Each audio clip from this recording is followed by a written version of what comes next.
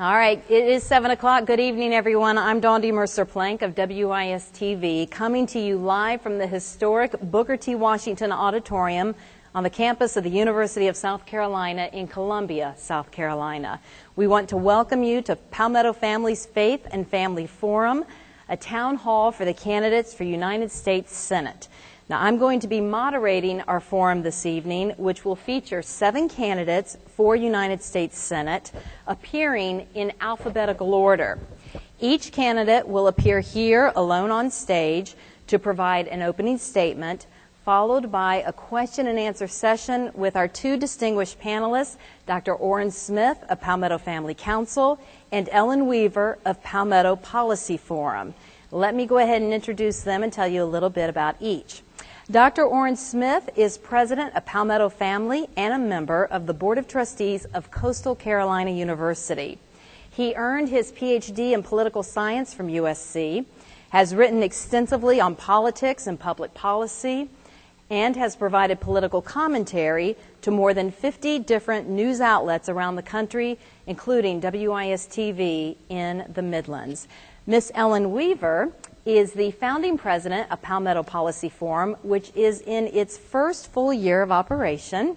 Ellen has served on Capitol Hill and in South Carolina, most recently as state director for Senator Jim DeMint. She has been published in the Wall Street Journal, the Washington Post, the Washington Times, and across the opinion pages of South Carolina. She's active in the Columbia Rotary Club.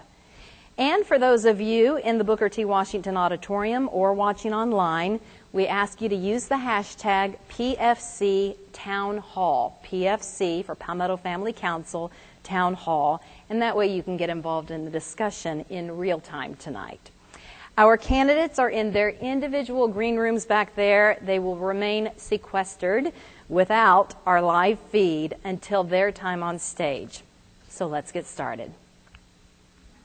We now welcome to the stage our first candidate, Deb Bowers of Columbia.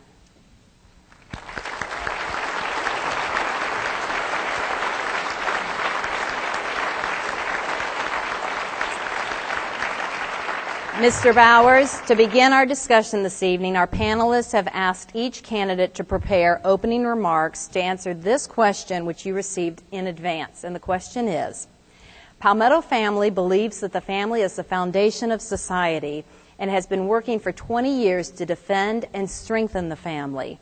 With divorce, domestic violence, and father absence rates at unacceptably high levels, what ideas do you have for strengthening South Carolina families? Mr. Bowers, the floor is yours for your response. You know, when anything is broken in life, if you go back to where it started, you'll be amazed at how it can be fixed. Where was marriage started? We didn't dream this up. God did. You go back to Genesis chapter 2, and how did marriage ever come about? How was it created? It was created through sacrifice. He took the rib from one, and he made 2. And then he took the 2 and he made them 1. So how did it come about? Adam had to sacrifice. God took his rib. And as long as the man will sacrifice, you see the marriage being strengthened. Does a woman sacrifice too? Well, certainly. But he has the primary responsibility. He was the first sacrificer. He needs to be the last one. He needs to be the sacrificer all the way through. Y'all, I've been married 38 years. We have 5 children, 3 boys, 2 daughters-in-law, and 5 grandchildren. We have a 12-person, intimate, immediate family. And all 12 of us have to sacrifice for one another. The adults for the children for the adults. That's the way it works. That's what makes a covenant work. Remember, marriage is not a contract. It's a covenant, and it's a 3-party covenant. 1 man, 1 woman, and 1 God. And if any one of those are eliminated, if you take out anyone or you add anyone else to it, it breaks. It loses all of its strength. Marriage is not a merger of personalities. It's who we are as a couple in Christ Jesus. So don't ever forget where it began. Now, if you want to know how to strengthen your marriages, the best way to strengthen a marriage is you take the Word of God and you start reading it. And you focus on 1 Corinthians chapter 13. And when you get that down, then you move to Ephesians chapter 5. And when you get that, go ahead and skip on over to Philippians. All 4 chapters. And if you read that every day, it'll take you about 17 minutes. If you read it every morning and every evening, you'll have the strongest marriage in your block. That's the way you strengthen marriages. Thank you, Mr. Bowers. And now, Dr. Smith, we will begin with you with your first question. Yes, sir. As a senator, you would be called on to cast many votes of national importance and sometimes national controversy. Those who have read their conservative philosophers know of Edmund Burke. And Edmund Burke spoke eloquently on the tension between representing the exact beliefs of your constituents and using your own best judgment on behalf of national welfare. Sort of the philosophy of, are you a trustee to make your own decisions, or are you a delegate that simply votes what you think the people would like you to do? Can you explain your overall philosophy of decision making, especially in this seeming conflict between your views and the opinion of constituents? One of the blessings that I've experienced in life is I was born in the Low Country. I was educated in the upper part of the state, and I live in the Midlands. I understand the people of South Carolina.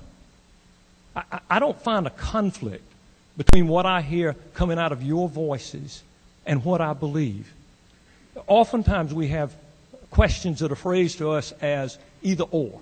Well, oftentimes it's both and. What I do is, as a United States Senator, I will look to you. I want to know, what do you think? There's much wisdom in many counselors. I want to know what you think about it. Now, what I would intend to do is give you the additional information that I can garner so we can come to a conclusion. Will we always agree? I think if we all have the same information, we will agree. Because there's such a homogeneity in South Carolina that we can still agree. You know, that's why South Carolina should be leading the nation. We have a family structure here that you don't find everywhere amongst all 50 states. That family structure affords us an advantage other states don't have. If we'll capture more and more of that, we'll see the family shine, and we'll see this nation grow. Ms. Weaver, your first question, please. Good evening, Mr. Bowers. Ronald Reagan memorably said that the states created the federal government and not the other way around. Yet today we face massive federal regulation, $17 trillion in debt, and incursion into nearly every area of our lives. What are the top 3 priorities that you would actively advocate in the United States Senate to begin to address federal overreach and return dollars and decisions to South Carolina and her sister states? The larger the federal government, the smaller the citizen. There is such an overreach by the federal government that it invades every facet of our lives. It doesn't matter if you're dealing with education or the family or anything else in our lives. We cannot afford that overreach. And what we need to do is we need to take away every influence that hurts America. And y'all, South Carolina is the gem of the 50 states. She just is. We just picked up another congressional district. Why? They want to be where you are. And what we need to do is we need to take South Carolina's heart to Washington and never bring Washington's heart to South Carolina. It's expensive to bring Washington into South Carolina. It is the Trojan horse, and it will ruin our culture. So what we need to do is much like President Reagan said on a number of occasions, we need to keep the federal government as far away from us as we possibly can. There are times in our lives when it will appear advantageous, and it will be in the moment, but you work it on out, we lose. Are there any 3 specific policies that you would advocate? Thank you. You repeal Obamacare. Number 2, you shrink the size of the government. That's budget, in every regulations in every facet of life. And number 3 would be when there are Supreme Court nominees who favor abortion, who favor a most loose physical policy, who favor everything that South Carolina opposes, you never vote in favor of those folks. Dr. Smith. Wow, you answered 2 questions at once with that one. That's a blessing. My question was directly on that line, and that is more and more decisions that affect faith and family are being decided through courts, and particularly federal courts. Our good old Fourth Circuit is not what, in Richmond, is not what it used to be. But we were proud as an organization to have a little hand, along with Attorney General Alan Wilson, in the Town of Greece decision on public prayer that spoke out for the first time since the 80s on public prayer from the Supreme Court. So given that senators' recommendations on who would serve in a judicial seat and the voting on those judges and as a part of the Constitution's advisory and consent portions, what factors would inform your votes on these judicial nominees, or any recommendations you would make if we had a Republican president that would put you in the position to recommend judges? You can tell what someone's going to do by what they've already done. All you have to do is look at their past. Now, when you're talking about the judiciary, y'all, I practiced law for 20 years. You look at who they represented as attorneys, and it will tell you where their hearts are. So when you're looking at those to recommend to a president for appointment, or you're looking at those that a president is attempting to get into office, you look and see their history for an illustration. And whether we're dealing with the judiciary or any other branch of government, just thinking about the legal branch, I would have never voted to approve Eric Holder as the Attorney General. As the 82nd Attorney General, he has done more to damage the separation of powers and the rule of law than the other 81 cumulative. I would have never voted for him, and someone would say, but wait a minute, Dad, you didn't know what he was going to do. Yes, I did. All I had to do was look at his client list. I knew exactly what he'd do. And so whether it's the judiciary or whether it's Secretary of State or Attorney General, you look at their past and it will tell you a world about their future. Ms. Weaver, another question from you, please. This fall, Congress will vote on the reauthorization of the Export-Import Bank, which is a federal agency that provides loan guarantees to foreign entities who buy American goods. Supporters of the bank say it is necessary to level the playing field with other countries and support American small business owners.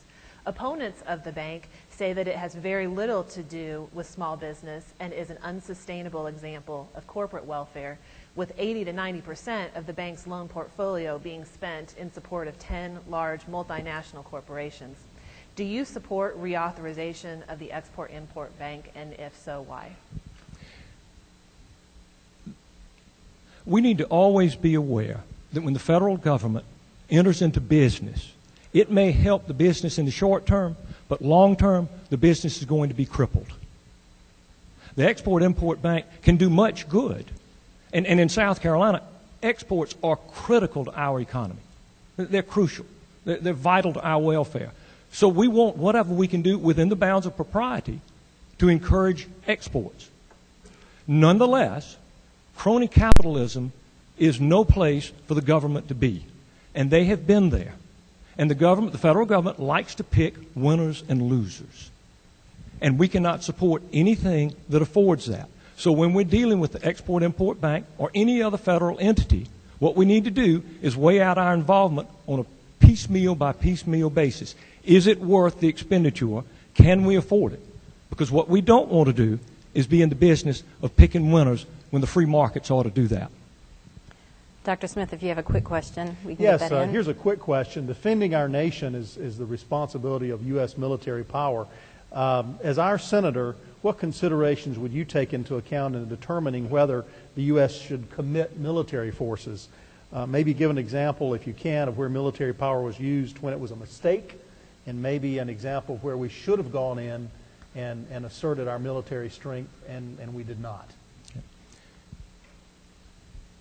Our primary responsibility is toward the United States of America, no other nation. And the best foreign policy we have is a very strong domestic policy. Now, what we know about Americans is that we are quick to get into a war. But it sometimes becomes quite difficult for us to extricate ourselves. So if we're going to get into any conflict, there needs to be a mission statement. And there needs to be marks all the way along the way. Are we winning? Are we losing? And when we have that mission statement, success needs to be defined. What is success? We've been in a battle before where we found the weapon of mass destruction hiding in a hole. We got the weapon of mass destruction and we stayed in. Why? Why? And Afghanistan is one of those illustrations of what are we doing there? Why have we been there so long? And what's it going to look like when we leave? If we're not effective, y'all, we only have X dollars. We've got to determine how to spend those dollars. So is that a worthy expenditure? Whatever it is it worthy? Can we be effective? Are we invading other folks' province? Just look at the occasions where we've gone into another nation. And when we left, give them 6 months, 6 years, and they're right back where they were to begin with. We can't afford that type of involvement. I'm concerned about getting another question, and we must be near the 1 minute mark, I would assume. So I'm going to give you that little extra time so you get your full amount. But we would like you now to begin your 1 minute closing remarks, which is going to be 1 minute and a few seconds. Y'all, I want you to think. Just think with me for just a moment. We began tonight, 12 minutes ago, with sacrifice.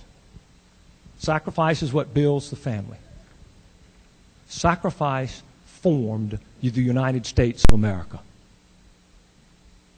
237 years ago, a group of men and women decided they would give everything they had. For what reason? So that you could sit here free today. That's the reason. They believed in the Mayflower Compact.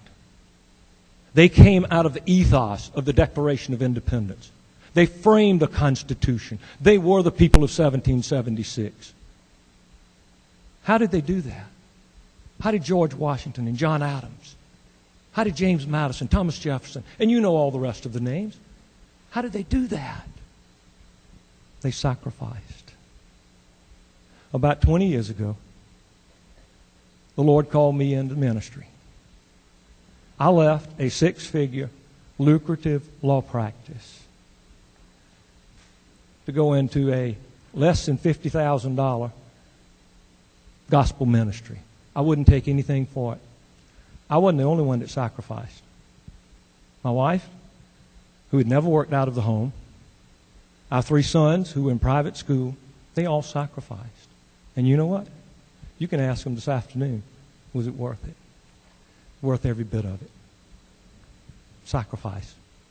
Come with me on June 10th. Thank you. Thank you, Mr. Depp Bowers, everyone.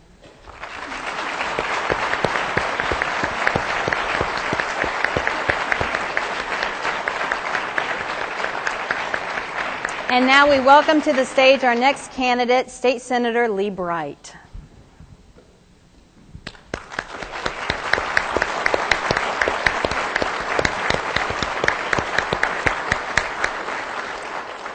And Mr. Bright, to start our discussion this evening, our panelists have asked each candidate to prepare opening remarks to answer a question that you've been given ahead of time. And that question is this. Palmetto Family believes that the family is the foundation of society and has been working for 20 years to defend and strengthen the family. With divorce, domestic violence, and father absence rates at unacceptably high levels, what ideas do you have for strengthening South Carolina families? Senator Bright, the floor is yours. Thank you for the question. I thank the audience for being here tonight.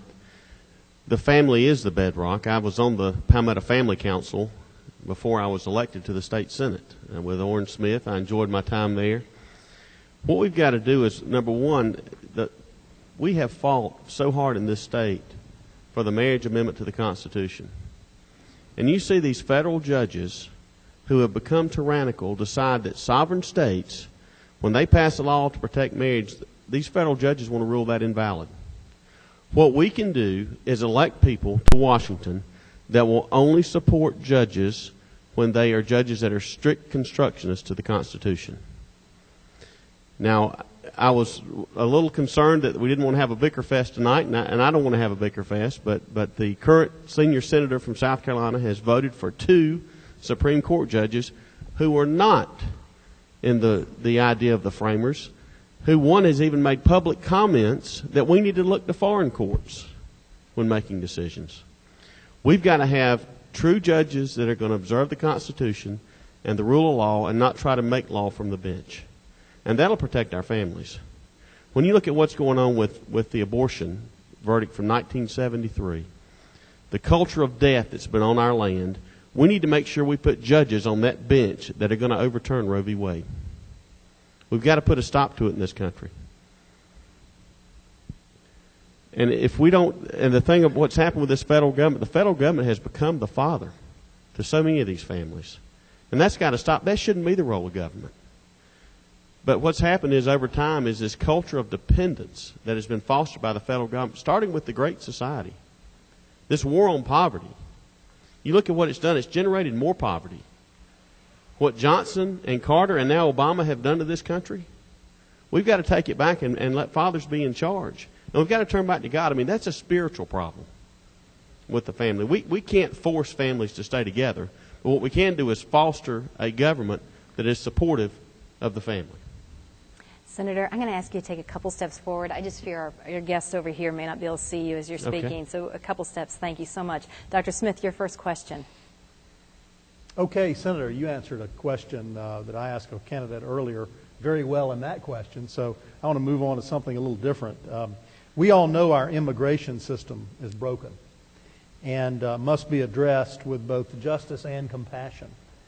Unfortunately, many common sense reforms such as guest worker programs and increasing the number of visas for high-skilled workers are being held hostage by political interests. On the other hand, it's a fact that millions have broken the law to enter our country.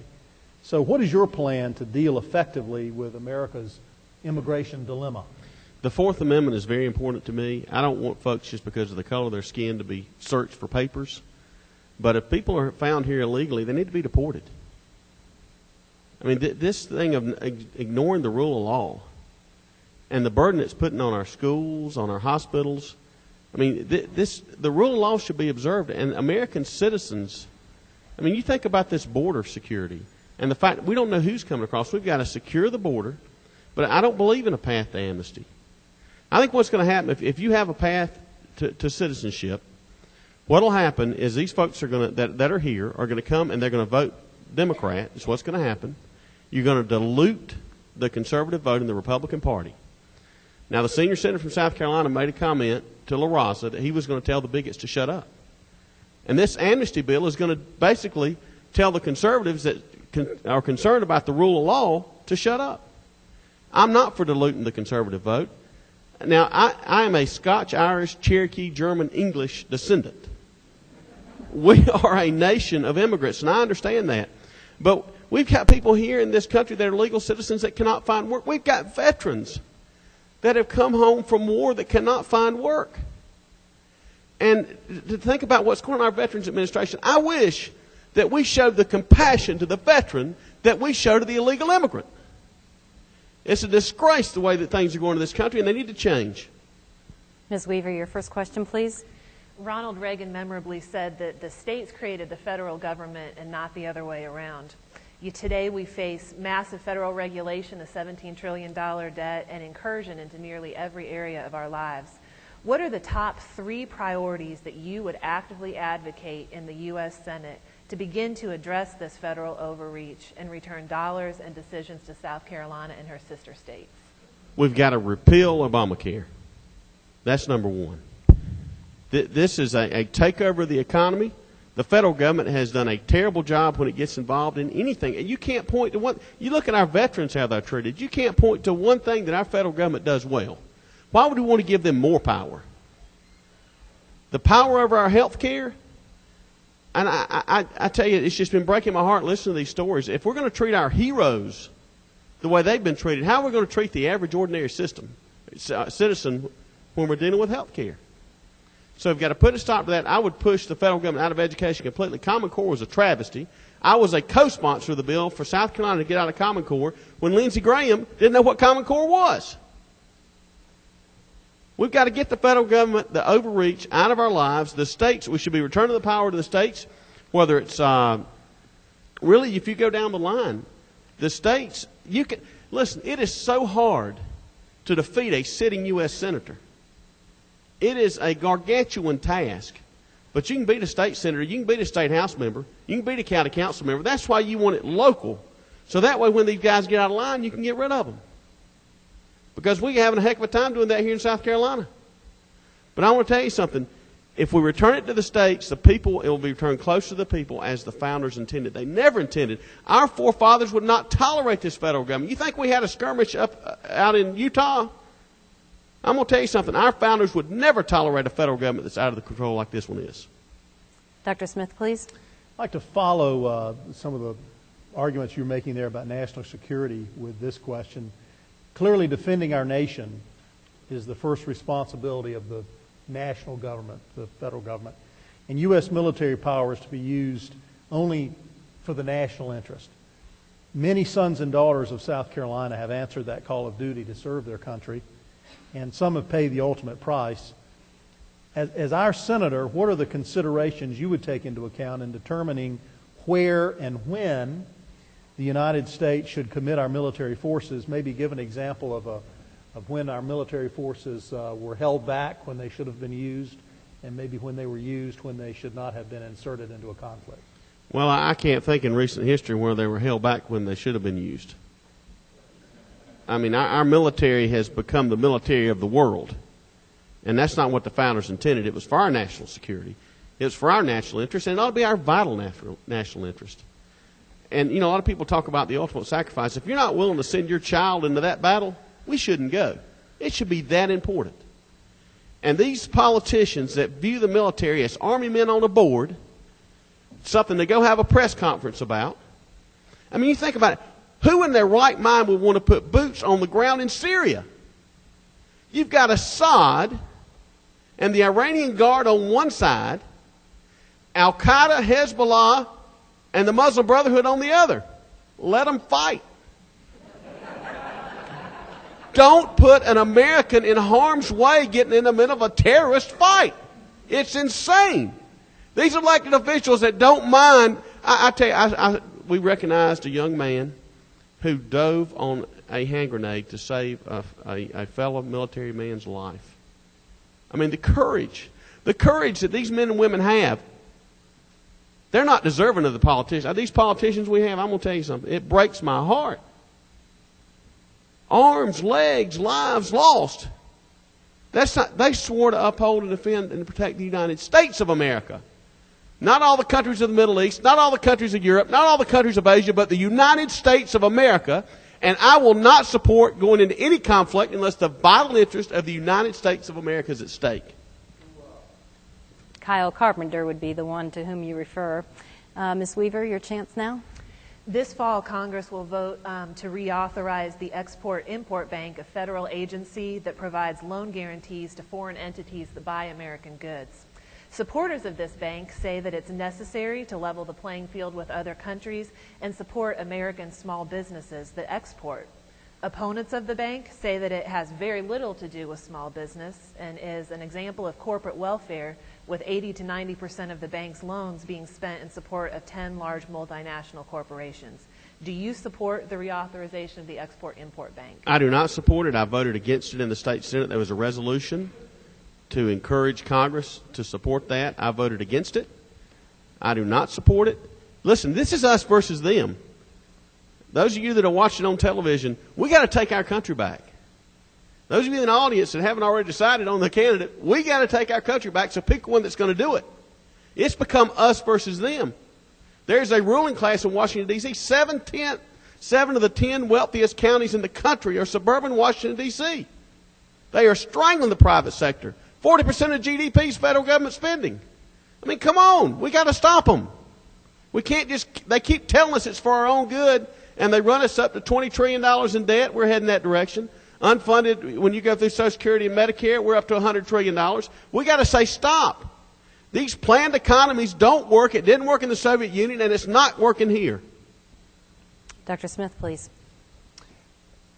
Probably don't have a lot of time for this one. I want to make sure you have plenty of time for your closing. But the old philosophy of Edmund Burke, who felt very strongly that he was a trustee of the public's decision making. He was elected to make decisions based on his own wisdom, and he did not necessarily think he should do a public opinion poll to figure out how he should vote.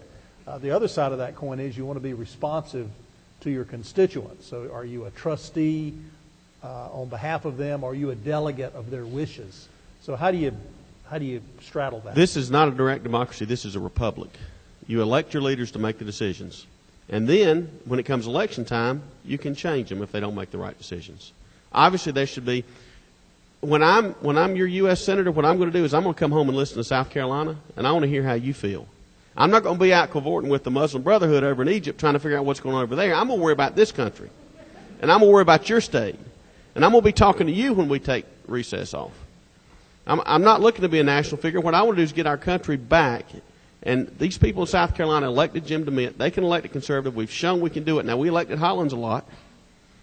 And then we got somebody following his footsteps now. But we can elect a conservative. It can be done. And we need to do it. But I will do what I believe is in the best interest of South Carolinians. But when you look down at where I stand on issues, I'm with you. I don't have to pretend. And if you elect me to the U.S. Senate, you'll have a conservative for 6 years, not 6 months. Ms. Weaver, I can give you another quick question if you can get it in. Trade Promotion Authority lapsed in 2007. This is something that we have extended to every president since the 1930s, and obviously a lot of jobs and $26.1 billion in merchandise exports really juice the South Carolina economy every year, according to our Department of Commerce. What's your general philosophy on international trade policy, and do you support renewing Trade Promotion Authority? I believe in free trade or fair trade. Basically, I want to make sure the playing field is level. When you look, when there's currency manipulation, when there's things of that nature, we've got to have a manufacturing base. That is crucial, because if we do have to go to war, we got to be able to make the weapons we need to fight with. And to think you can survive as a nation without a manufacturing base, you've lost it. So we've got to protect our manufacturing base to an extent. But free trade usually benefits our consumers, and we've shown in South Carolina, as you mentioned, with exports. We've shown in South Carolina we can compete with anybody in the world. So I'm a fan of trade. I mean, that's another role of the military, is protect these trade routes. I mean, that is our interest, is to be able to have commerce with the rest of the world. But as far as the president's authority, I'd have to think about that, because I'm not very trustful of this president, and I don't mind saying it on television in front of y'all. I mean, I think he is. I think the greatest threat to national security is in Washington, D.C. All right, Senator, we are approaching that 1 minute mark, so if you would like to go ahead and give your 1 minute closing statement now to our audience, please. I want to thank you for being here. I want to thank you for listening. Those of you that are on television, I appreciate you watching. My wife and daughter are here, Kaylee and Kendall. My daughter's Kaylee and Kendall. My wife, Amy, are here. I appreciate them. They have not been able to spend a lot of time on the campaign trail. It's been hectic. But we've got a country to save. I think if we don't, here's what I believe will happen. I'll go ahead and make this commitment. If you don't make a change in this U.S. Senate seat, we will have boots on the ground in Syria. The president's already saying he's going to send advisors. We'll be in another war, and you will have amnesty. I can guarantee it. So you think wisely, talk to your friends, and don't elect the person that's going to send you the Christmas card because you think he's going to win. You need to elect the person that you think is going to protect your country. And I will lay my life on the line for this country. I will fight for you up in Washington. I fought in Columbia. I made them take 5 weeks on the budget over state funding for abortion, taxpayer funding for abortion. I mean, I have stood in the well of that Senate. I have been up there for 3, 4, 5, 6 hours on end. Listen, when your liberty's at threat, when your freedom's at threat, and it's in the U.S. Senate when they're trying to take away that, or your gun rights or whatever, Ted Cruz and Rand Paul are going to have to race me to the microphone. Thank you, everyone. Senator Lee Bright, thank you. Thank you.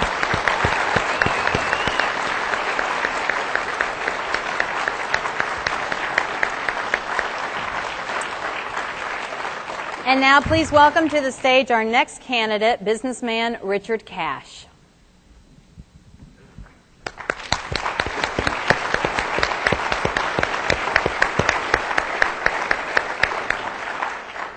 And Mr. Cash, as the others, to start our discussion with you this evening, our panelists have asked each candidate to prepare opening remarks to answer a question which you had received in advance. And the question is, Palmetto family believes that the family is the foundation of society and has been working for 20 years to defend and strengthen the family.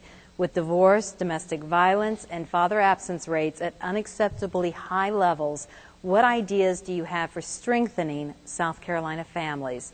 Mr. Cash, the floor is yours. Thank you. Thank you for the question. I ran for Congress in 2010 in the 3rd District. I ran on the slogan of faith, family, and freedom. So obviously it's a subject that is very dear to my heart, and I believe it is with y'all as well. I believe if we polled the audience, most people here would say that the most important things in their life are faith and family. But when we look around in our American society, we realize we have some real difficulties in the family. I'm aware that in 1960, the year I was born, only 5% of children were born out of wedlock. Today, our national average is over 40%. We don't have to talk about the problems that create. We all know that. But how do we get back? Where do we start? You know, I'm a full-spectrum conservative, and I want to tackle this subject of social conservatism. I believe in the importance of the family. If you send me to Washington, D.C., I am going to promote and advocate for things that strengthen the family, and I'm going to propose laws and policies that are going to destroy the family. It's really that simple. But I think we have to step back one step from that, because I think if we're going to defend the family, we have to start with the first principle. And what is the first principle? I believe the first principle is this. As social conservatives, we believe first in the existence of God. And we believe that there are certain moral truths that God has made known to us, both by divine revelation and by what we would call natural law. As social conservatives, we believe that we are accountable, both individually and corporately, to God and to God's moral law. So it is incumbent upon the government, first, to promote laws and policies that are in accord with basic moral laws, such as thou shalt not kill. And it is incumbent upon the government not to promote laws and policies that will have the unintended consequence of legitimizing or incentivizing immorality. Now, when we get down to specifics, there's any number of specifics I'll just mention two. First of all, I believe we're probably going to have to fight for and win an amendment to the Constitution that defines marriage between a man and a woman. Because we have put some people on the Supreme Court who don't believe that. And given the opportunity, unfortunately, I believe is very likely in the next few years, they are going to strike down state definitions and constitutional definitions of marriage. So that's something I'm willing to fight for because I think it's essential to the future of the nation. The second thing I'd say on a practical level is this. Our federal laws, our tax policy, our welfare programs, even Obamacare, for as long as it may last, they should promote marriage. They should promote the family. There shouldn't be any kind of marriage penalty in any of these federal laws. They reward people who are cohabiting as opposed to those who are married. Thank you very much. Thank you, Mr. Cash. And Dr. Smith will begin the first question with you. Yeah, here's a bit of a philosophical question. If you serve in the United States Senate, would you consider yourself a representative, meaning you would generally try to vote in the way that the people believe, or do you consider yourself more of a trustee, and that is, as Edmund Burke said, you would use the wisdom that you were given and not sacrifice that to the opinion of your constituents? How do you balance that? Do you come down on one side or the other on that Burkean notion? Well, that's a good question, and I believe you can probably tell from my opening statement that I do believe in moral absolutes. I do believe there's knowable truth. And so on certain issues, like the issue of the sanctity of human life and the sacredness of the institution of marriage, there's simply no retreat from promoting and advocating for those beliefs. In many other areas of government, whether we're talking about exactly what the tax rate should be, or whether we're talking about do we spend a little bit more here in the budget or a little bit less over here, there's obviously room for compromise. We obviously want to be representatives who are listening to our constituents. When we go to war or propose to go to war in a foreign nation like Syria, we should be listening very carefully to our constituents. Ms. Weaver, your first question, please. Ronald Reagan once said that the states created the federal government and not the other way around. Yet today we face massive federal regulation, $17 trillion and growing in debt, and incursion into nearly every area of our lives. What are the top 3 priorities that you would actively advocate in the United States Senate to address this federal overreach and to return dollars and decisions to South Carolina and her sister states? Well, I think we're going to have more accountability from our bureaucracies. I mean, a year ago we had a brewing scandal at the IRS. I don't think we're at the bottom of that by any means. We now have this huge problem with the VA. People look at agencies like the EPA and they think, these people are basically making laws, but they're not elected. They're writing regulations that act as laws. There's not enough accountability and oversight with our bureaucracies. When this scandal about the government looking at your phone records every day broke last summer, most Americans were just amazed that this was happening, and then they were outraged. And so we know that the federal government is so big that no one feels like it's under anyone's control. Dr. Smith, please. Yes, I'd like to ask you a question now about something that's not very controversial. That is on immigration. We all know our immigration system is broken. Everyone seems to agree, left, right, middle. Our immigration system is broken and must be addressed, both in the interest of justice and fairness and compassion. Unfortunately, many common sense reforms, such as guest worker programs or increasing the number of visas for highly skilled workers that we need in the United States, are being held hostage by other political interests. On the other side of that question, there's just no blinking at the fact that there are at least 10 million in America right now that broke the law to get here. So what is your plan and your beliefs to deal effectively once and for all? I mean, Ronald Reagan tried it. What are your plans to finally deal with this problem and solve it? Now, do I get 2 minutes or 20? Ronald Reagan did deal with the problem, and he came to regret the solution that they chose because it did end up being an amnesty for several million people. The first comment I'd like to say is I'm not against immigrants, and I don't know of any conservatives who are.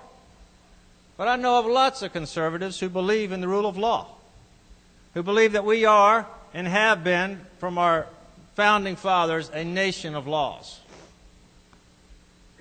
And when we take the step of rewarding those who have gotten here by breaking the law with a pathway to citizenship, we are eroding our own foundation of law. And furthermore, we are creating an incentive to the next wave of illegal immigrants, because we have said, if you come to America, eventually we'll make you a citizen one way or the other. So what is the solution to this problem? I think most everyone in this room agrees we need border security. But if we are honest with ourselves, we know that border security has been promised since 1986, and we don't have border security. So something's wrong in the system. And it's not the American people that are wrong. And there's nothing wrong with the American people insisting this is step one. We've got to get this right. America welcomes more immigrants than any nation in the world year after year. Right now, 1 out of 8 people in this country are foreign born. We have approximately 30 million legal immigrants and 10 to 12 million illegal immigrants. I believe we must insist upon the rule of law. We must find a way, whether it be E-Verify or some other way, of taking away this great incentive of coming here and getting a job by verifying that those who are getting jobs are in fact American citizens. Ms. Weaver, please. This fall, Congress will vote on the reauthorization of the Export-Import Bank, which is a federal agency that provides loan guarantees to foreign entities to buy American goods. Supporters of the bank say it's a necessary evil that levels the playing field with other countries and supports American small businesses who export. Opponents of the bank say that it has little to do with small business and is unsustainable corporate welfare, with 80 to 90% of the bank's loans going to the 10 largest multinational corporations in its portfolio. What's your position on an issue like the Export-Import Bank? Would you support its reauthorization? I do not support its reauthorization. And I think as Republicans, we have to be known as the party for the little guy.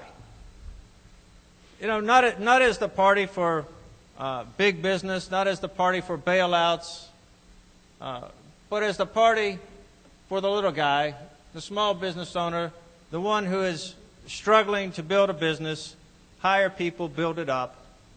I believe in free trade. I believe in free enterprise. I own 2 small businesses that I have built from the ground up, and I didn't get any import or export money to do that. And most American business people haven't either. Thank you. All right, Mr. Cash, I'm going to go right into your 1-minute closing since we're so close to that. You will have a couple extra seconds. If you'd like to go ahead and give your 1-minute closing remarks now. A few decades ago, Ronald Reagan made popular the idea of the 3-legged stool of conservatism within the Republican Party. He talked about the national security conservatives. He talked about economic, or what we would call fiscal conservatives. And certainly he talked about social conservatives within the Republican Party. He built a coalition that grew and prospered. I actually believe that now we're in a period where we have what I would call a 4-legged stool, because I think through the influence of Ron Paul, we have to say that there is a leg of the stool that must be called constitutional conservatism, that the Constitution matters. I think if we can stick with that formula, we can build a governing majority. We can't say to any one part, we don't want you or we don't need you, and that includes, in particular, the heart and the soul of the Republican Party, which is those who believe in faith and family. Those that we call the social conservatives. The future of our country rests on many things, but on 2 things in particular: 2 eternal absolutes, moral absolutes, laid down by our Creator. We must fight for and win the sanctity of human life. We must fight for and win the definition of marriage as the union of a man and a woman. Upon these issues, the very survival and prosperity of our nation rest. Because these things have been handed down to us, we are accountable not just as individuals, but as a society for how we deal with these absolute truths. And as the Republican Party, we've got to be willing to stand for what we know to be right. Thank you very much. Thank you. Mr. Richard Cash, everyone. And now please welcome to our stage our next candidate, Army veteran and attorney Bill Connor.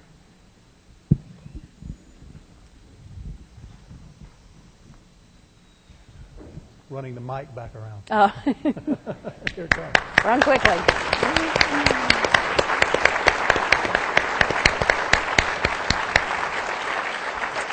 Mr. Connor, like everyone else, we're going to begin our discussion tonight with a question that you had received ahead of time. And the question is this.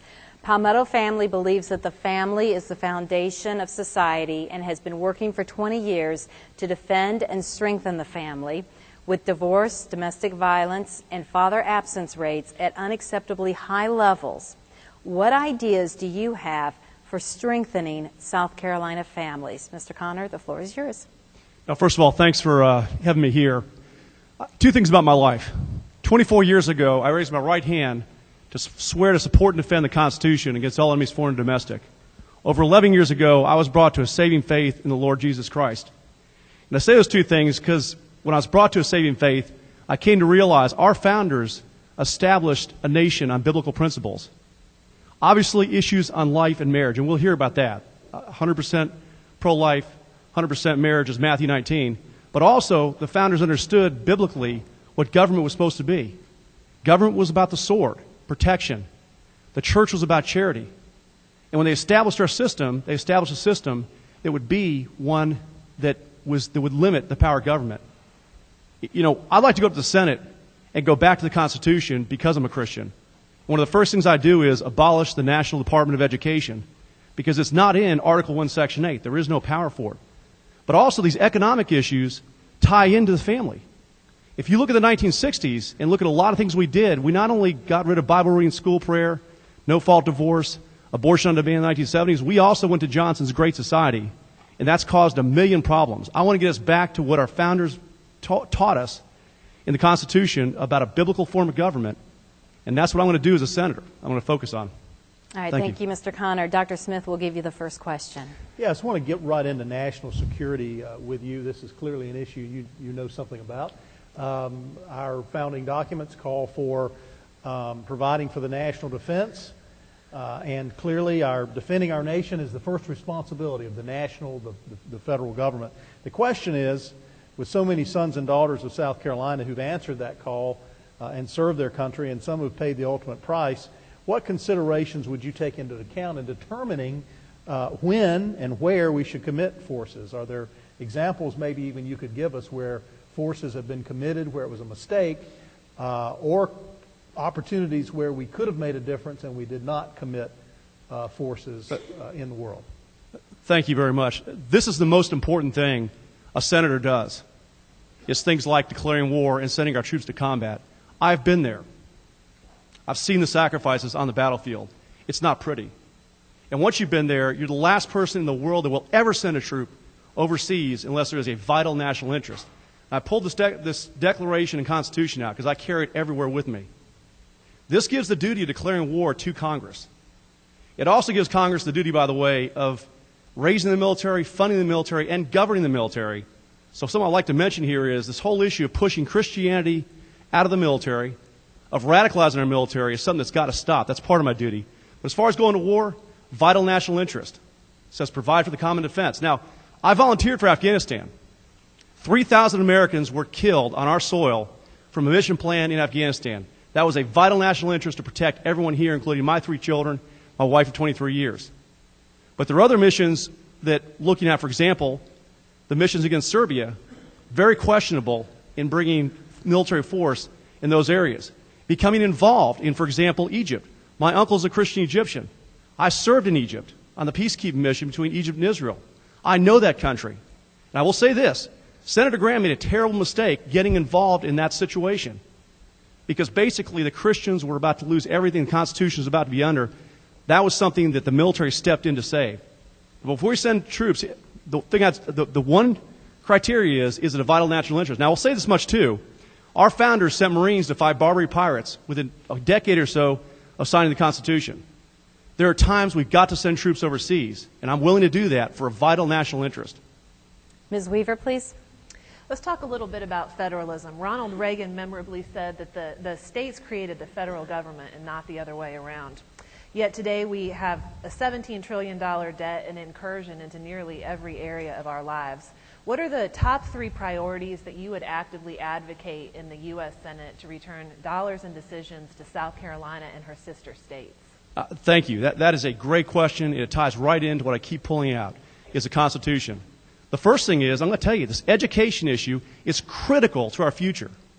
We need to abolish the National Department of Education. First of all, it's soaking up tens of billions of dollars with an unconstitutional mandate. There's nothing about education. It was started under Jimmy Carter's time frame, and that's the start. We have things like the Department of Labor. It can be cut down to almost nothing, pushed under another department, possibly Treasury. Our EPA, do we need an EPA the size that we have? No, we don't. I want to go in there, and I've already dedicated myself 2 terms, and that's it. I don't care who likes me, whether it's Hillary Clinton, whether it's John Kerry. I don't care. I'm going to go in there and start slicing these departments to get them down to what they should be. And as far as federal powers go, our founders really set up a unique system. We really had not seen this in world history where you had dual sovereignty. a federal government with enumerated powers, Article 1, Section 8, and states had all the rest of the powers. In fact, the 10th Amendment really shouldn't have been necessary, but they put it in anyway to make sure everyone understood these states have sovereignty and sovereign rights. And a lot of things we do, like education and other stuff, should be going to the states. And the money, by the way, should be with the states too, because that's really what ties into our national debt. Thank you. Thank you. Dr. Smith. Very few people in America would ignore the fact that our immigration system is broken, but it must be addressed with both justice and compassion. That's the hitch. Unfortunately, because of this, many reforms that are common sense reforms, such as guest worker programs and visas for highly skilled workers that we clearly need in this country, have not passed into law. There's also no ignoring the fact that over 10 million people came to this country and broke the law in order to get here. So it is quite a problem to address. Ronald Reagan tried to address it. What are your plans that you would have and your views on this important question? No, thank you very much. And it's interesting you brought up Ronald Reagan, one of my heroes. But Ronald Reagan allowed something to go through that was a terrible mistake, and that was amnesty for an estimation of 3 million. We're not sure. And we're not sure right now. 11 million, 12 million, we really are not sure. And here's the problem is, immigration is out of control on both the legal side and the illegal side. We need to secure our borders. We do. And we need to find fixes. But here's the issue. Right now, beyond the fact of the illegal problem, we are at absolutely uncontrollable rates of legal immigration during a terrible economy. Back up till about the mid-1970s, it was about 250,000 per year. It's over 1 million a year right now. So one of the things is getting back to Reagan-era levels and getting away from the diversity lottery. We as a nation, if we can't control immigration, we will implode. And one thing about serving overseas, living in Europe, living in the Middle East is I've seen countries demographically will go under if people don't have time to assimilate into the countries they are. Economies go under. And the issue is not hatred, it's not about racism, it's about who are we as Americans. Do we have the same heroes? We're a Judeo-Christian people. There are different faiths in this country, but we all have to maintain, and we're losing that right now because immigration across the board. And I will tell you, we have laws in the books. And part of my legal practice now is doing some immigration work. And I have worked with people for H-1B visas. It's a simple system. It's a 3-year system. You can work for 3 years under your employer, extend for 3 years. You go back home for a year, you come back again. We have good laws in the books. The problem is a lot of folks have broken these laws. Now, I'm not saying we need to change anything in the sense of sending people out to go search around the country, but here's the thing. If we start letting those laws go right now, we have serious problems. I think all the way around, we need to control the illegal immigration. Now, here's the thing. Almost 50% of it is overstayed visas. It's not just the southern border, which we do need to secure. One of the ways to fix that is to really take a clamp on both the legal and illegal side. Who's getting visas? It's not by a diversity lottery. We don't need that system because, again, we're allowing people like the Boston Bombers to come in and things happen in our country. So I want to take an all-around comprehensive approach, but make sure it's both sides of immigration.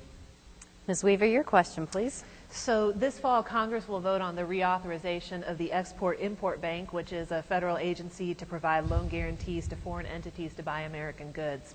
Supporters of this bank say it's necessary to level the playing field and to support American small businesses who export. Opponents say that it has very little to do with small business, with 80 to 90% of its loans going to 10 large multinational corporations. What's your position on the reauthorization of the Export-Import Bank?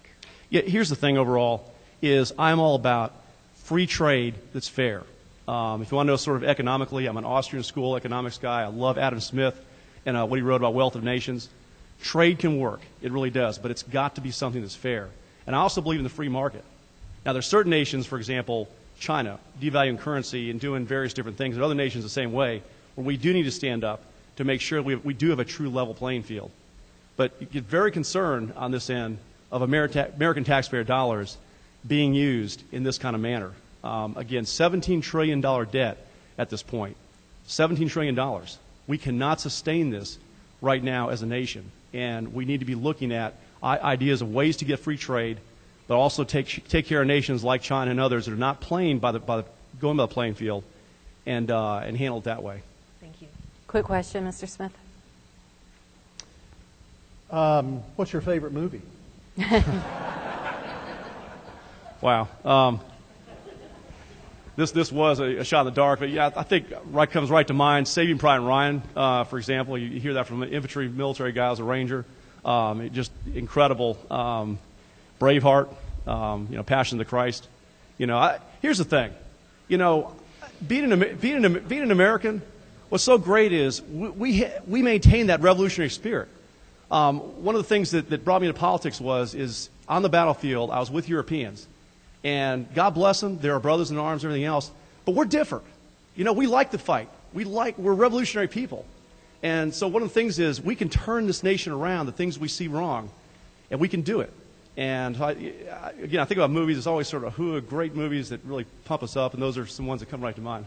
Well, Thanks. for movie reviews, I'm going to wrap that so that we can get to your 1 Sure. minute closing remarks. So you have one thank minute you. now to finish. Thank you. First of all, regardless of what happens on June 10, I felt called to this. I'm going to leave it on the battlefield. I believe in what I'm doing. If you give me your trust, I won't let you down. For 24 years now, I've stood in the Constitution. I've defended it. I put my life on the line for it. I'll do it again. The oath I take as a senator is the exact same oath as I've taken all these years in my life. If it's not me, I plan to do all I can to ensure we get conservative leadership in that Senate position, because it's really, in the end, not about me. It's about duty, honor, country. And look, God bless America. We are the greatest nation on the face of the earth, bar none. And our best days don't need to be behind us. I believe they aren't. Thank you so much. God bless you. And God bless South Carolina. Thanks. Thank you, Mr. Bill Connor, everyone.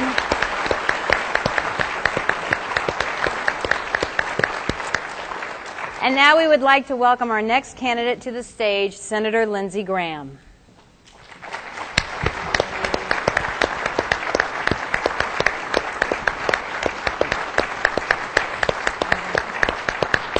And Senator Graham, I'll have you move up a little bit just so the folks on my other side can see you, okay? We're going to start our discussion with I'd rather you. look at you. Okay, with the question that everybody has been presented and that you received ahead of time. Yes, ma'am. And that is, Palmetto Family believes that the family is the foundation of society and has been working for 20 years to defend and strengthen the family. With divorce, domestic violence, and father absence rates at unacceptably high levels, what ideas do you have for strengthening the families of South Carolina? Senator Graham, you now have the floor. And you got to remember, I'll be in the Senate, hopefully. And what can the federal government do for those three things, right? Domestic violence. We all look in the mirror in South Carolina and say we can do better. Have you ever been to a abused shelter for children and women? We have them all over the state. If you got any extra change in your pocket that you're not going to give to these folks, give to these shelters. Violence Against Women Act was hijacked by the Democrats in this last session, but they had grant programs that would help create these shelters. Partnerships between the federal government, the state government, and the private sector to help women and children who are living in misery.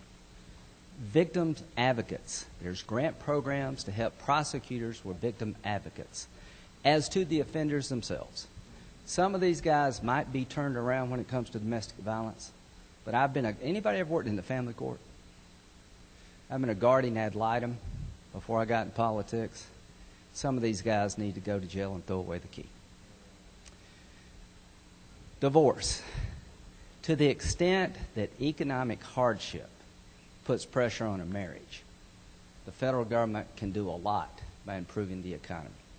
The first thing we can do for a family is to get rid of Obamacare so you don't have to worry about your kid going to a doctor where you have no choice, where you and your family are going to be herded into a system that will make the VA look like it's run well. That's where we're headed in terms of Obamacare. And the third one? Father absence rates. Remember the contract with America? Remember the 1990s when we first took over? Welfare reform was one of the key things that we accomplished. After beating Clinton up for about 2 years, he finally signed a welfare reform bill. It disincentivized people from having children out of wedlock, and guess what? It went down. Also, it allowed a welfare family for the man to marry the woman without being financially punished, that increased marriage among welfare families. But the third thing that we did that Obama's trying to undercut all of these things is if you bring a child into the world, the absentee father, we put you in a system where we track you down and make you pay. And the federal government helps set that up. All right, thank you, Senator Graham. And now Dr. Smith is going to give you the first question, please. Yes, the first question I'd like to address is national security. Clearly, our founding documents speak of providing for the national defense, and defending the nation is the first responsibility of the federal government. But the question is, how do you choose when to use U.S. military power? As a senator, many of the considerations you'll have to make will relate to this question. Right. Maybe as an example, you could give us places where we've used our military power when we shouldn't have, or places where we let things happen and didn't inject ourselves and maybe we could have had an influence. So the question of general military power. Well, the first thing, you got to have a military to use. Do you agree with that? Do you know what's going on in Washington as I speak? Do you feel like the war with radical Islam is over? You see this pin I'm wearing? The second flag is Israel. So before you decide when you deploy military power, you first got to have a military that can do the job. And what do we face as a nation? Nation-state actors like North Korea and Iran. What keeps me up night as your senator is the Iranians acquiring a nuclear capability. That happens, the Sunni Arabs are going to want a nuclear weapon to counter the Shia Persians, and Israel's in the middle of this mess. And if they ever get a nuclear capability in Iran, don't you think they'll share it with a terrorist? And it will come here. The only reason these nut jobs killed 3,000 of us and not 3 million on 9/11 is because they couldn't get the weapons and they're this close. So you ask a question about how to deploy military power. The commander-in-chief usually makes that decision. The one thing I can say about Barack Obama, he has been a very weak, indecisive commander-in-chief. Al-Qaeda is on the march. How do you protect this country? One way you protect this country is you keep them over there so they don't come here. You need to gather intelligence because they don't mind dying. Dying is first prize to these people. Bring on the virgins. So if you don't find out what they're up to before they hit you, it's too late. So we need to rebuild our intelligence community. We need to replace sequestration. We're taking the military down to 1940 levels in terms of the Army, the smallest Navy since 1915, the smallest Marine Corps in modern history, and we're grounding 33 fighter squadrons. What kind of projection is that? Where should we get involved? We should get involved when it's in our national interest. And how do you defeat radical Islam? You got to do more than kill terrorists. Here's the good news. A lot of people in the Mideast don't want to live in the 13th and 11th century unless they have to. I've been there more times than I can count. I've met people who have died in the service of their nation fighting Al-Qaeda and the Taliban because they want a better life.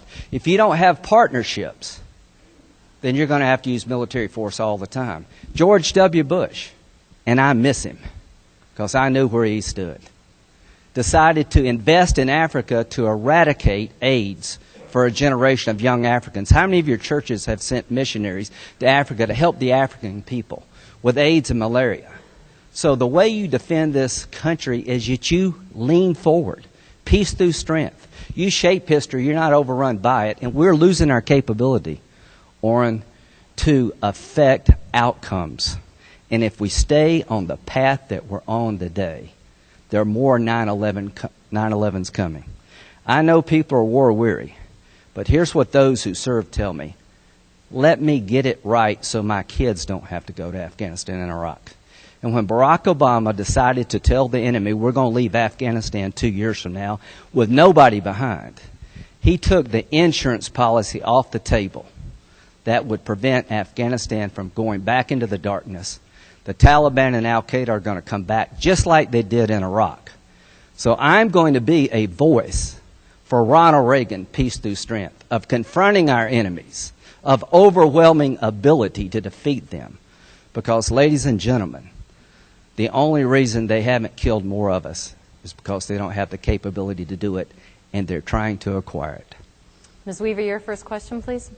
Senator, federalism is a big issue to us at Palmetto Policy Forum, and Ronald Reagan memorably reminded us that the states created the federal government and not the other way around. But today we have 17 trillion in national debt and incursion into nearly every area of our lives. What are the top 3 priorities that you either are or will actively advocate in the U.S. Senate that begins to address this federal overreach and return dollars and decisions to South Carolina and her sister states? The first thing is to be honest with people in this room and throughout the state. Why are we $17 trillion in debt? Entitlements, my friend. Medicare and Social Security by 2042 are going to take every dollar in revenue to pay for these programs. Ronald Reagan and Tip O'Neill reformed Social Security in 1983 because it was going bankrupt by extending the age of retirement and other things. 2042, it's not that far down the road, all the money you send in taxes go to pay the Medicare, Social Security, and Medicaid bill. There is no way to keep us from becoming Greece and destroying the American family if Democrats and Republicans don't get serious about entitlement reform. Mike Lee and Rand Paul and myself have introduced legislation that would make Medicare solvent by means testing benefits and extending the age of retirement to meet reality. We did the same thing for Social Security. 80 million baby boomers are going to retire in the next 30 years. When I was born in 55, there were 16 workers for every Social Security recipient. Today there's 3, and in 20 years there's 2. You want to talk about saving the family? You better get this right. We've made promises we can't afford to keep. And the good news for all of us, if you means test benefits, ask people in my income level to give up a little bit because we can, and ask younger people to work longer, we will save these programs, Medicare and Social Security, and save the country. So that's the number one thing I would do. That's the number one thing I would do, and I've got legislation that would do it with Rand Paul and Mike Lee. The second thing I would do, if you want to stop the encroachment of the federal government on our lives, is do away with Common Core before it gets a hold.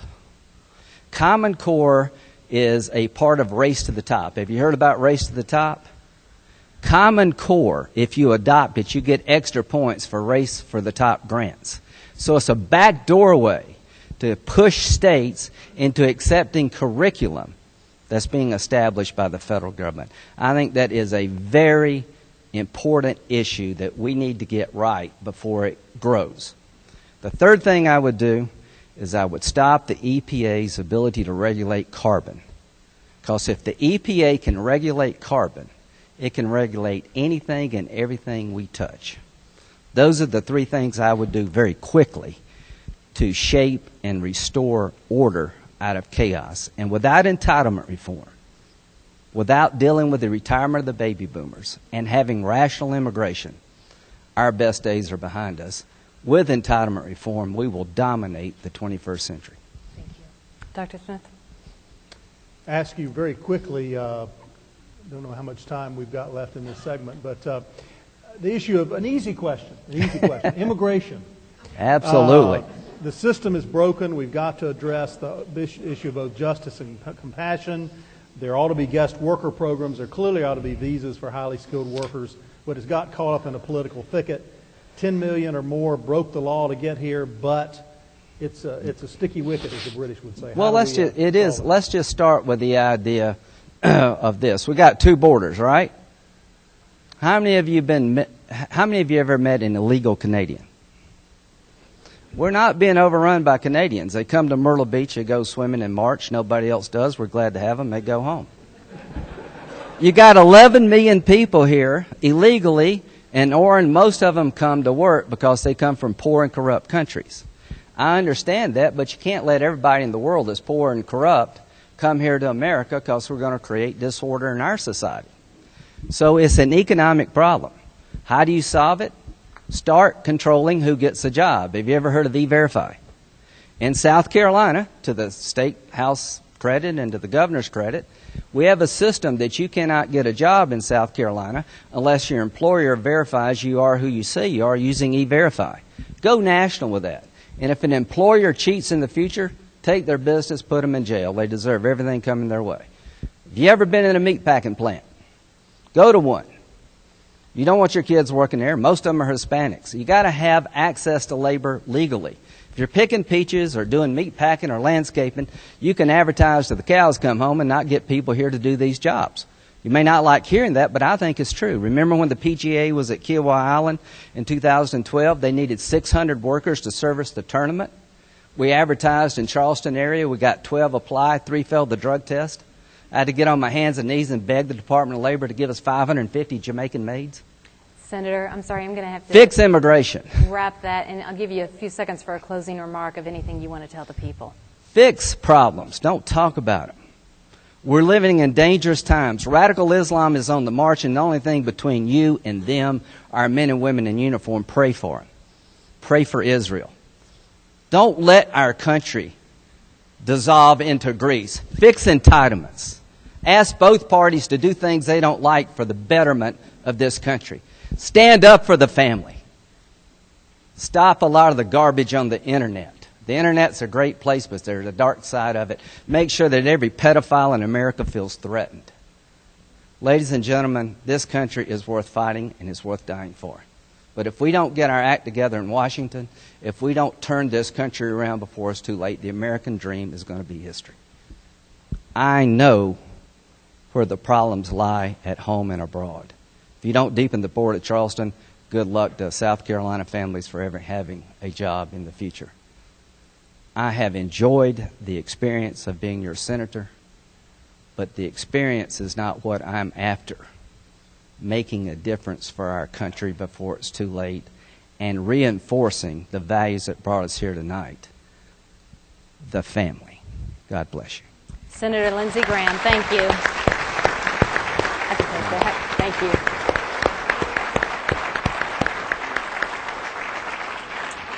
And now we will welcome to the stage our next candidate, Public Relations Consultant Nancy Mace. Thank you.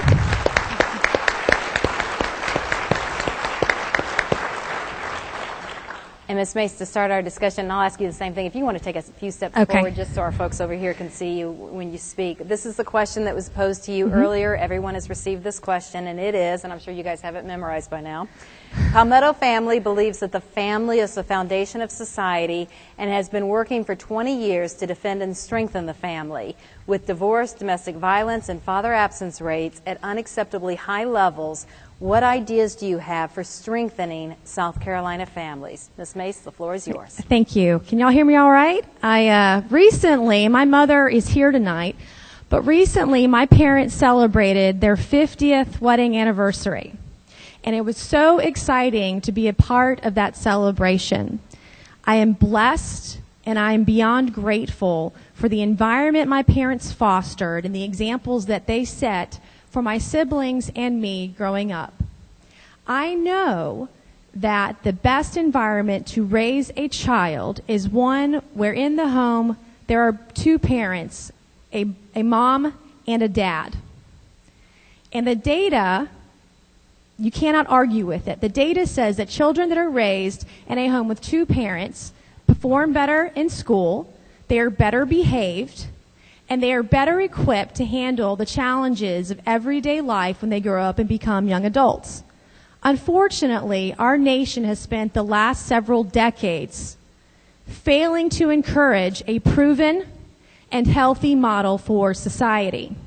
Instead, our government has put forth policies that hurt our families. They have incentivized often young adults to make decisions that are counter to families and children, oftentimes for financial relief. And this system by our federal government has hurt those who are most vulnerable and who are most challenged financially.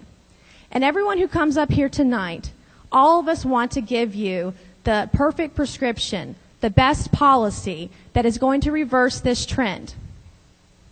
However, as we're faced with the challenge of building stronger families in our nation, we must also realize that the federal government cannot fix it. And as we look at the challenge that we're faced today to build our stronger families in our country, we must also realize the reality that the federal government cannot make a positive impact on a very basic human level. And with that, as we look to find those solutions, we must look at our local communities, we must look to our churches, and we must look to our faith-based organizations. But most importantly, we need to look ourselves in the mirror.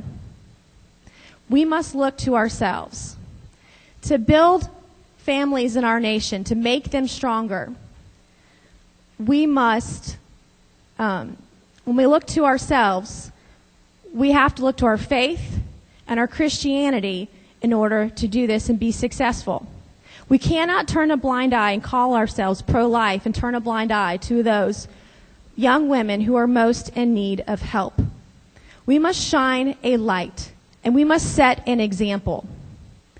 We must look to shine our light and show our good works and show glory to our Savior who is in heaven, as we learn and are taught in the Gospel of Matthew. Thank you, and I look forward to your questions tonight. All right, thank you, Ms. Mace. Dr. Smith is going to give you the first question.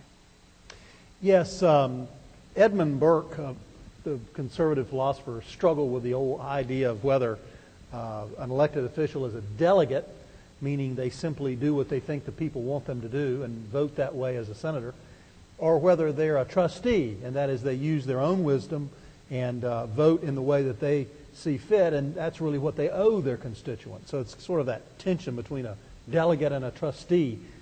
As you're looking at the United States Senate, if you are a United States Senator, which would you be, a delegate or a trustee? I'm going to represent the voice of the people of South Carolina. What I have heard over the last 8 months of being on the campaign trail is that the people are missing a voice. They are missing representation, and they feel like they are not being heard. So the first thing I want to say is that I have 2 ears and 1 mouth, and I'm willing to listen to the people. But we need real leadership in Washington today. The reason that I'm in this race is because we can talk about all the changes in policy that we want to create in Washington, but nothing's going to change if we continue to send the same people election after election. The only way we're going to change D.C. is by changing the people we send there. Ms. Weaver, your first question, please.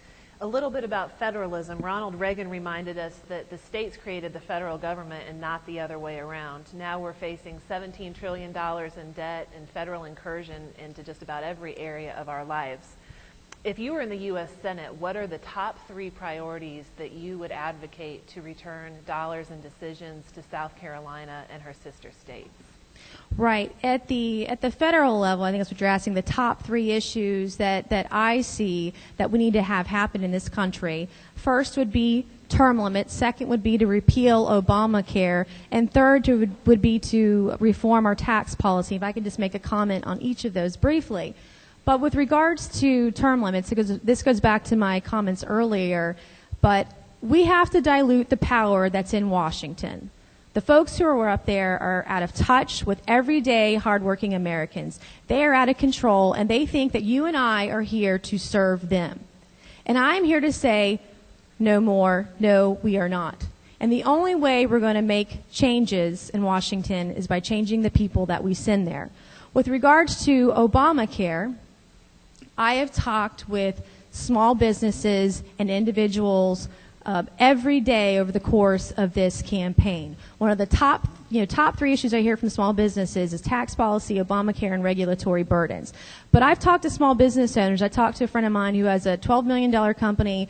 They have a handful of employees, and they used to offer their health care premiums. That was a benefit. That was something that was paid for by the company, and the company can no longer afford it because premiums are going up by 36%, and they don't know how their employees are going to handle it.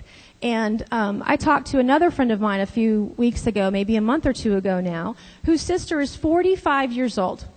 And before Obamacare, she's 45 years old and she has breast cancer. But pre-Obamacare, her cancer treatments were $75 every time she went. Today, now that her family's under Obamacare, her treatments are costing her $1,100.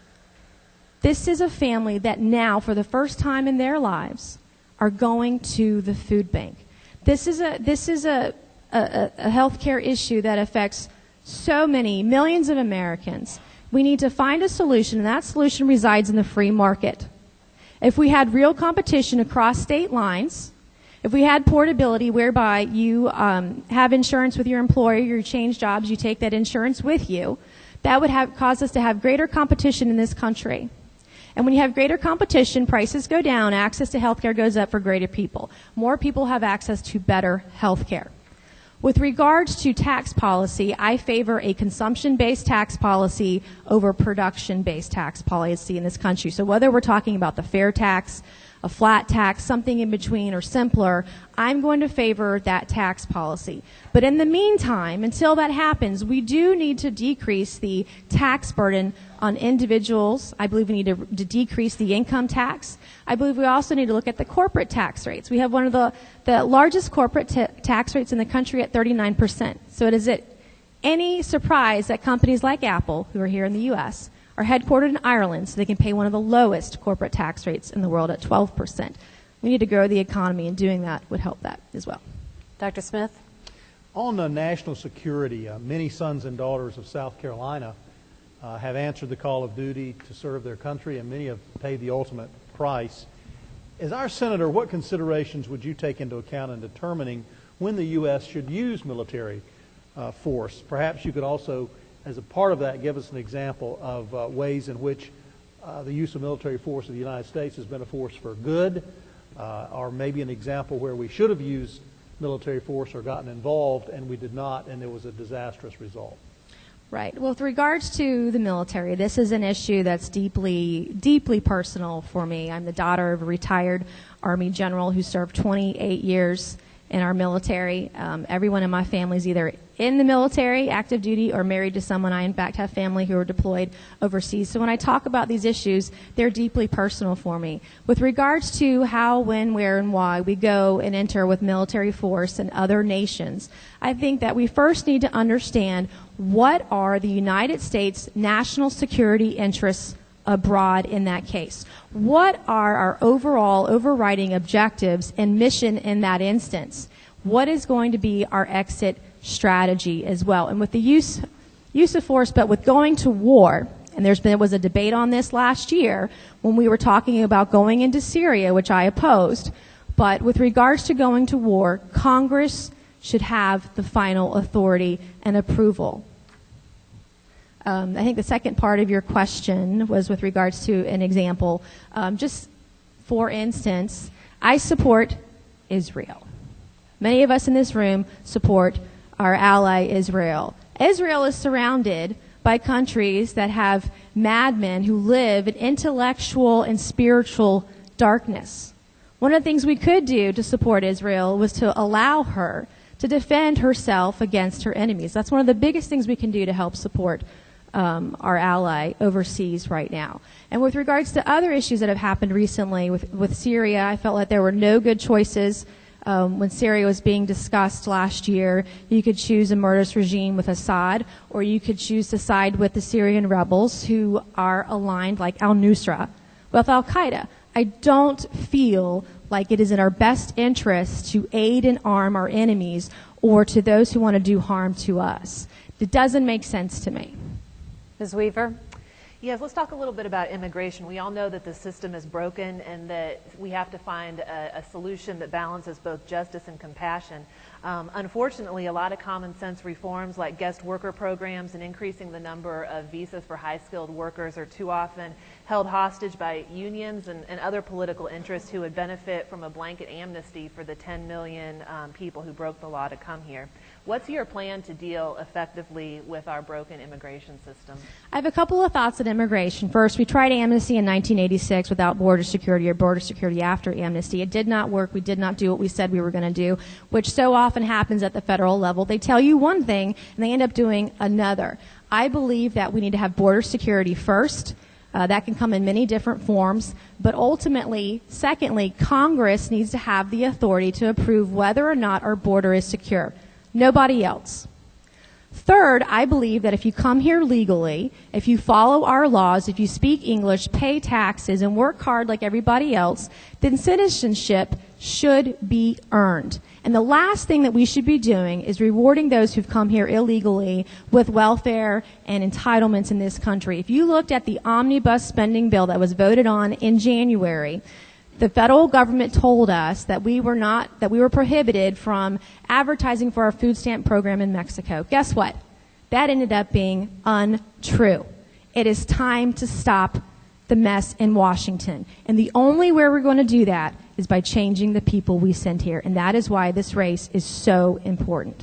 Ms. Mace, I'm going to give you a second to give some closing remarks. I probably shouldn't have gotten that last question in because we ran out of time. So if you want to go ahead and take the floor for your closing remark. Okay, I appreciate it. First of all, I want to thank all of you all for being here this evening. Many of you may know me because I was the first woman to graduate from the Citadel. I graduated magna cum laude from the School of Business in 1999.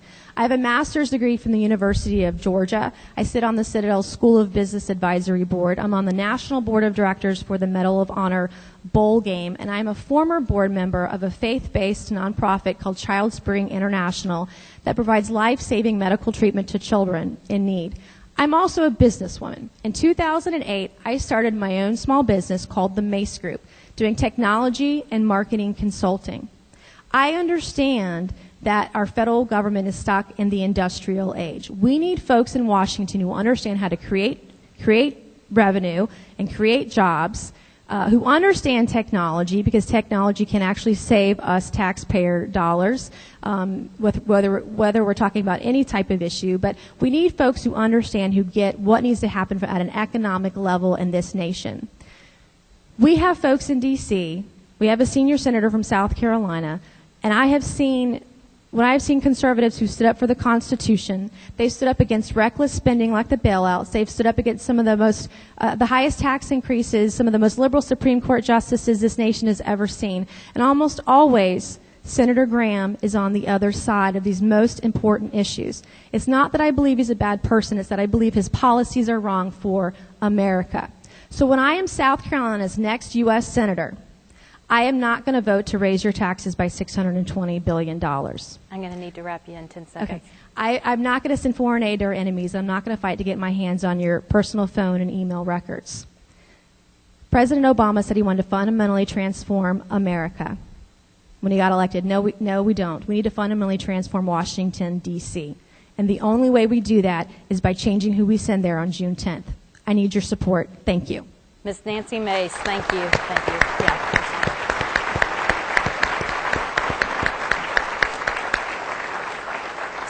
And now our final candidate with us this evening, if we could please welcome to the stage businessman Jay Stamper. Thank you. Thank you very much. And to begin with you, Mr. Stamper, we're going to give you the same question everyone else has answered off the top, the one that you received ahead of time, and that question is this.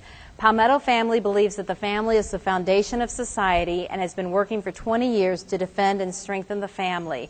With divorce, domestic violence, and father absence rates at unacceptably high levels, what ideas do you have for strengthening South Carolina families? Mr. Stamper, the floor is yours. Thank you. Thank you, Dondi, and thank you to the Palmetto Family Council for the invitation. I appreciate the opportunity to speak. I agree with the premise of the question. The family is the most important unit of our society, and I think I have a solution. Opportunity. We need opportunity, and right now we're not doing the proper things to ensure that a number of different people in our society have opportunity. Now, how do you create opportunity? Well, you don't do it by spending $1.4 trillion on nation building and overseas conflicts. You do it by nation building right here in the United States. We need nation building here. We need nation building in South Carolina for jobs, for roads, for economic development, for scientific research. We have spent that $1.4 trillion. We'll never get it back. We can't get that money back. But we can learn from our mistakes, and we can look at conflicts that are potentially happening in places like the Ukraine and Syria and step back and say, we would prefer maybe to have those resources that we would have otherwise spent in an overseas conflict and use those resources for something like medical research, where for that $1.4 trillion we could double medical research every year for 20 years with that. And I could go on and on about the different things that we could do with that money. So that is the answer. We need to put a few more rungs on the bottom of the ladder, because people right now are having a tough time getting out of their situation and moving on. Education has traditionally been the way up, and they don't have the opportunity. The education now, I mean, it costs 3 times as much as it used to go to a state college as it did, 30 years ago. So that would be the key, is creating opportunity for all families, traditional families, non-traditional families. There are a number of different definitions of family, and we, of course, we'll probably get into that. But thank you for the question. Thank you, Mr. Stamper. And now the panel is going to begin with Dr. Smith asking your question. Yes, thank you for being here, making our debate bipartisan. Yes. Some would argue Lindsey Graham is a Democrat. Well, I'm not in that camp, but I know that a number of people are. well, my question to you, and I don't want to distract too much from your comments on other issues with this, so let's address it very briefly. But the state Democratic Party seems uncomfortable with your candidacy. What's up with that? Well, that's a great question. I think what's up with that is that I'm a proud progressive Democrat. I support marriage equality. I support choice. I support gun reform, common sense gun laws. Now, that puts me at odds with the Democratic Party establishment. Their idea is that you have to act like a Republican to be elected as a Democrat. I don't think that's the future of the Democratic Party in South Carolina. I've been very vocal about that. Maybe I breached some etiquette a couple of times in speaking about it publicly, and I've been critical about the standard bearer of the party, Vincent Shaheen, for his stance as a opponent of marriage equality, as a opponent of sensible gun laws, and as an opponent of choice. So that has been, it's odd that I get invited seldom to Democratic events, and it's supremely ironic that I'm here. I mean, this is one of the few opportunities I have to actually speak out. What I say to Jamie Harrison, chairman of the state party, is, I'm a liberal. He's a liberal. I believe that he's believes the same thing I do. This is political expediency on his part. It has nothing to do with his beliefs. I believe that he believes these things. But I would say there's nothing more illiberal than a closed mind. And I appreciate the opportunity to be here. I think it says something about your organization that you would allow dissenting views here today. Thank you. Thank you. Ms. Weaver, your first question, please.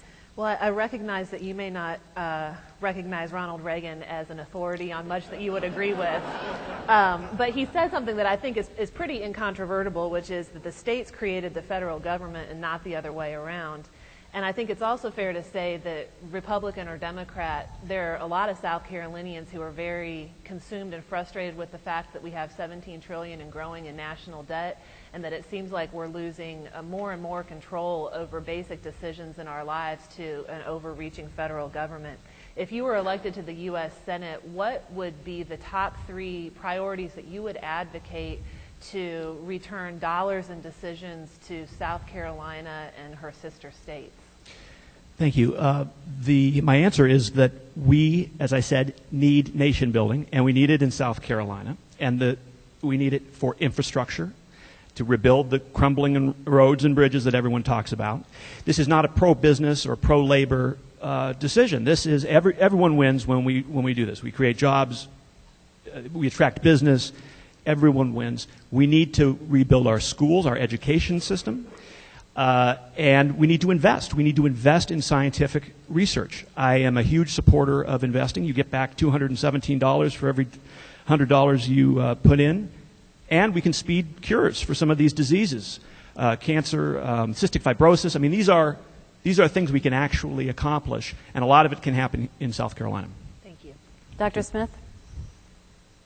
All of these questions take on a different cast when I'm asking them to you.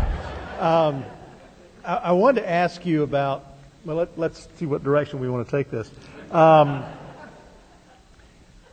We as an organization were involved in the decision that became the town of Greece, which was heard before the U.S. Supreme Court, which became about public invocations before, invocations before public bodies. And that was a 5-4 decision. We were very pleased with the way it came out. It's the first time the Supreme Court has spoken on that type of issue since Marsh in the 80s. What are your thoughts about that case, maybe in particular, religious liberty as an issue, and your approach in general to that subject? Well, I think my view is that an invocation prior to a public meeting doesn't violate the word or spirit of the Constitution. I think that the Constitution envisioned was attempting, or the founders were concerned about the establishment of a national religion.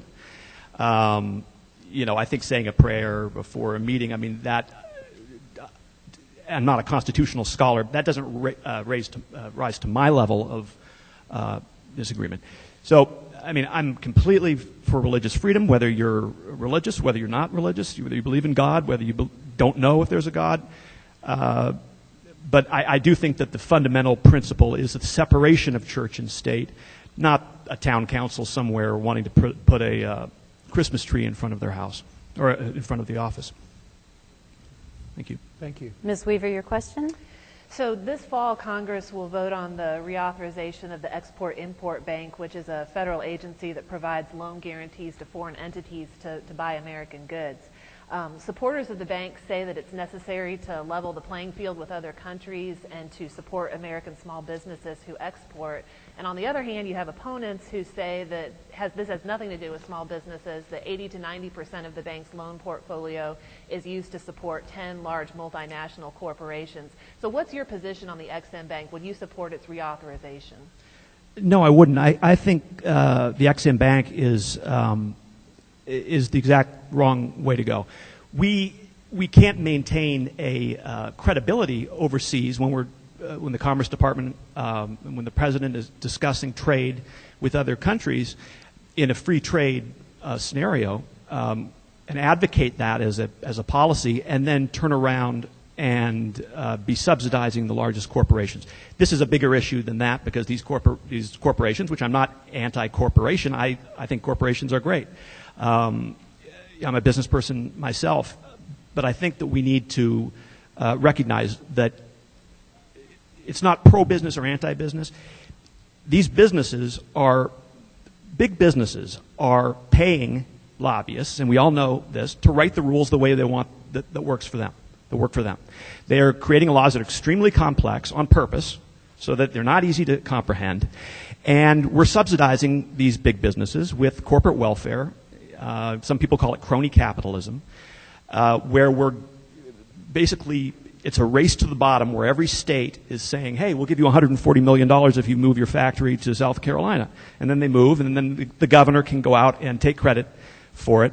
But what do we really gain when we're paying more than we're even going to get back? We get a political opportunity for the governor, but who pays for that are the small business owners, medium-sized business owners, and people don't even own businesses through their tax dollars to subsidize these big businesses that can afford to write the law the way they want it.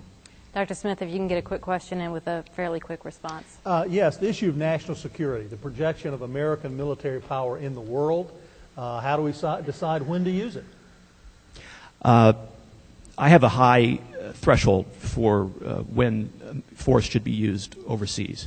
It has to meet some criteria. It has to, of course, be our national security has to be threatened. We have to have a clear plan for how we're going to execute the operation, an exit strategy. We have to be able to define success, and we have to make the decision that the cost-benefit analysis justifies it. In other words, is it worth it to go and do that? Are we going to be better off if we go and do it? And I don't think either Iraq or Afghanistan rise to that level, which is why I oppose our intervention in those two countries, although I should note that I do believe we should have intervened in Afghanistan, but in a more limited and targeted way. Mr. Stamper, the 1 minute mark has been given, so you have 1 minute with your closing remarks, please. Thank you. Well, right now we are focusing our resources, an inordinate amount of resources, overseas. And we have a senior senator, an incumbent senator, I think we all know who he is, Lindsey Graham, who is voting to devote these resources to the Middle East. So I'm more concerned about middle class and working families. And I'm going to work to raise the minimum wage. I'm going to work to ensure that we start investing here at home, and we start nation building here at home, and we start recognizing that we're 45th in education, we're 44th in quality of health care, or depending on some people, we're 46th in personal income. I mean, we're at the bottom of personal income. We need to start investing here at home, and that's what I'm going to do as a U.S. Senator. All right, thank you. Thank you, Dondi. Appreciate it. Mr. Jay Stamper, everyone. And that wraps up this evening's town hall. We want to thank our candidates who are here. We want to thank the University of South Carolina and our panel, Orrin Smith and Ellen Weaver. Thanks to both of you. And on behalf of Palmetto Family and the University of South Carolina, I'd like to thank all of you for joining us this evening. Hopefully you have a little bit more insight into each of the candidates who is with us tonight. This event is also going to be available on the website of Palmetto Family, which is palmettofamily.org, palmettofamily.org. And additionally, you can join us on Twitter, as we mentioned earlier, and use the hashtag PFC Town Hall. I've been taking notes. Several of our reporters throughout the community have been using that hashtag, and so if you're on Twitter, you can go back and see several of the highlights that they said from each candidate, wrapping up this evening's forum. From Columbia, South Carolina, I am Dondi Mercer-Plank from WIS-TV. Good night, everyone. God bless. And thank you.